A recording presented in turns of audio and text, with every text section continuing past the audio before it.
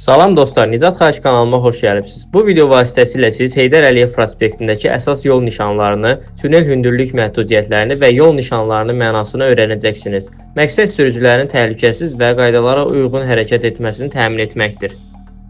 Körpüyə qalxarkən isə 4.2.3 nişanı görünür. Burada düzünə hərəkət qadağandır. Yalnız sol və ya sağ istiqamət seçmək mümkündür. Sağ istiqamət Babək prospektinə aparır. Burada isə qarşımıza çıxan nişan 2.4 yol ver nişanıdır. Bu nişan bildirir ki, yan yoldan əsas yola çıxan sürücülər magistral yolla hərəkət edən avtomobillərə yol verməlidirlər. Yolla diqqət edin. 1.13 yol ver xətti və 1.1 davamlı xətt də var. Ağ üçbucaqlar sürücünü xəbərdar edir və davamlı xəttin üzərindən keçmək qadağandır. Burada 5.8.3 istiqamət nişanı yerləşir. Bu nişan göstərir ki, bu zolaqdan gedərək Nərimanova çıxmaq mümkündür. İrəlidə 4.1.4 düzünə və sağa hərəkət nişanı yerləşir. Yalnız düzünə və ya sağ istiqamətə hərəkət etmək olar.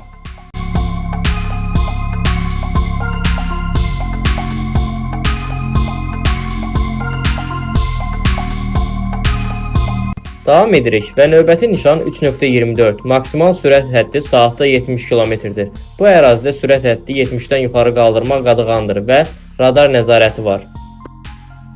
Tünelə yaxınlaşarkən 3.13 hündürlük məhdudiyyəti olan 3.5 metr nişanı görürük. Hündürlüyü 3.5 metrdən artıq olan nəqliyyat vasitələrinin bu tünelə girişi qadağandır.